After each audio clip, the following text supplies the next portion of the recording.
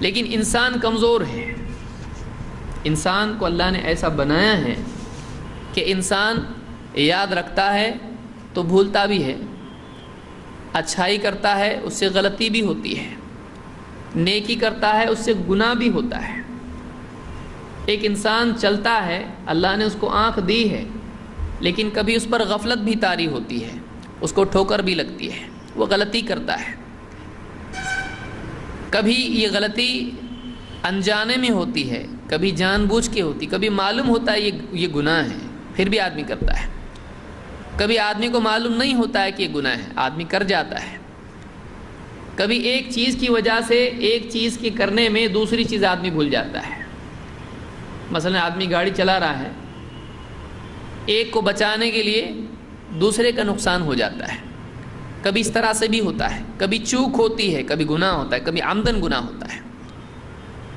انسان کو اللہ نے ایسا بنایا ہے کہ اس کے دل میں شہوت ہے، دنیا کی طلب ہے، مال کی طلب ہے، عزت کی طلب ہے، عہدے کی طلب ہے، شیطان ہے، نفس ہے. انسان کو دنیا میں فتنے ہیں، انسان پر پریشانیاں آتی ہیں، اس پر آزمائشیں آتی ہیں، اس پر مختلف ادوار اور احوال اس پر آتے ہیں. کبھی بیماری، کبھی پریشانی، کبھی فقر و فاقہ، پھر کبھی دنیا کے مسائل، پریشانیاں.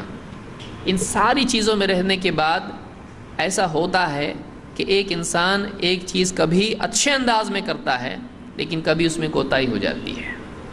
کبھی ایسا ہوتا ہے کہ ایک آدمی کا ایمانی جذبہ بہت اونچا ہوتا ہے، لیکن کبھی ایسا حال ہوتا ہے کہ وہ دین سے دور ہوتا ہے، اللہ سے دور ہوتا ہے.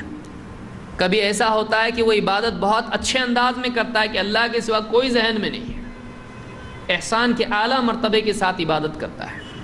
لیکن کبھی ایسا ہوتا ہے کہ دنیا کی فکر، دنیا کے مشاغل، یہ ساری چیزیں اس کے دل میں آتی، بلکہ بعض اوقات ریا کے جذبات بھی آتے ہیں. انسان دونوں چیزوں کے بیچ میں چلتا رہتا ہے، کبھی دینداری اور کبھی ٹھوکر لگ کے اس سے گناہ ہوتا ہے.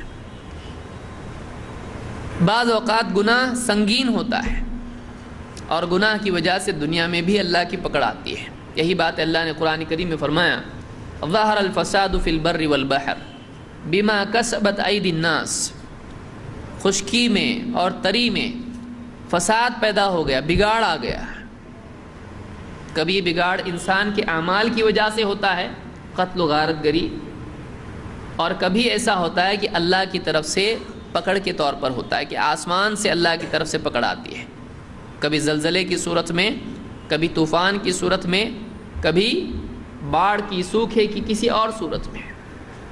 ظہر الفساد فی البر والبحر، زمین پر، خشکی پر اور تری میں فساد پیدا ہو گیا، بگاڑ آ گیا. بما کسبت ایدی الناس، لوگوں کی کمائی کی وجہ سے. لیکن آپ دیکھیے اللہ تعالیٰ آگے کیا فرما رہا ہے، لِيُذِيقَهُمْ بَعْضَ الَّذِي عَمِلُوا لَعَلَّهُمْ يَرْجِعُونَ. اللہ تعالیٰ بعض اوقات بندوں کے بعض اعمال کی وجہ سے دنیا ہی میں ان کو مزہ چکھاتا ہے، لَعَلَّهُمْ يَرْجِعُونَ، تاکہ وہ رجوع کریں. کہ دنیا میں اللہ کی پکڑ بھی اگر آتی ہے تو اس میں بھی بندے کے لیے خیر کا پہلو ہوتا ہے کہ بندہ اللہ کی طرف رجوع کرے.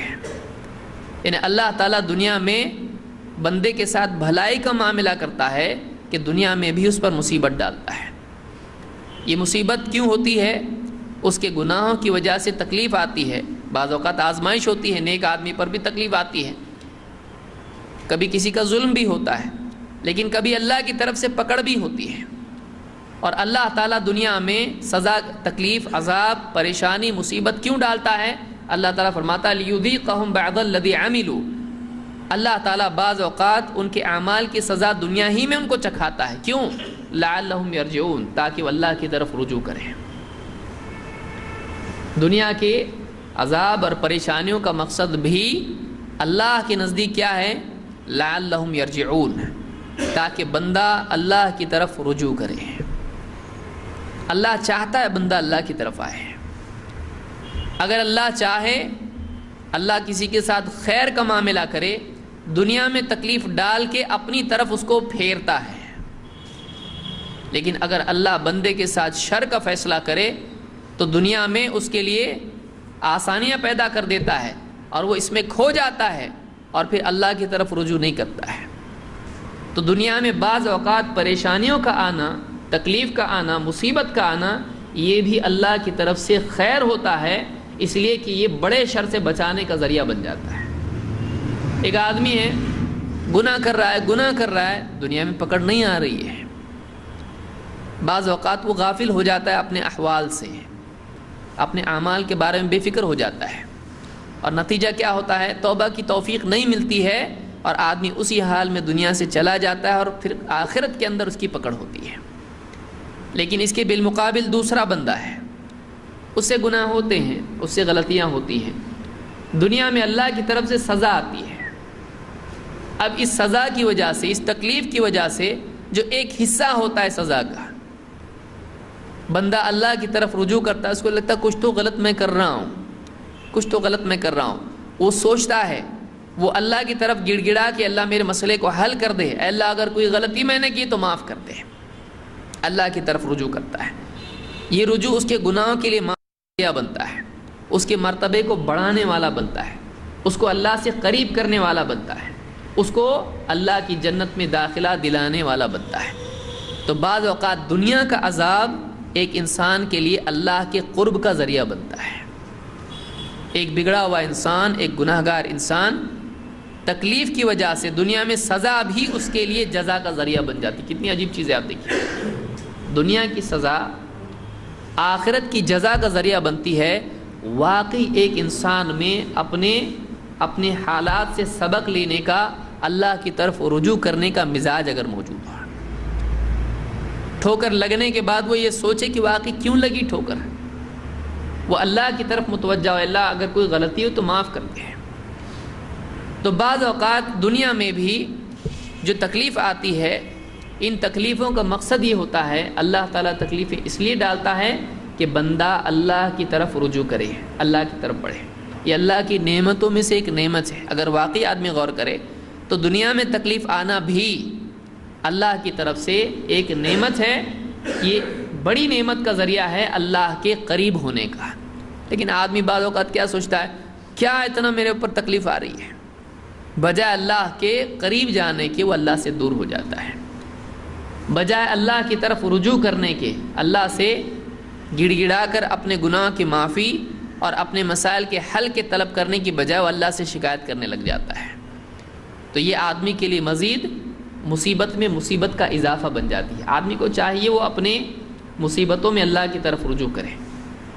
تو ایک آدمی پر تکلیفوں کا آنا کبھی آزمائش ہوتی ہے، کبھی اس کے گناہوں کا کفارہ ہوتا ہے، کبھی اس کو اللہ کی طرف بڑھنے والا بنانے کے لیے تکلیفیں آتی ہیں۔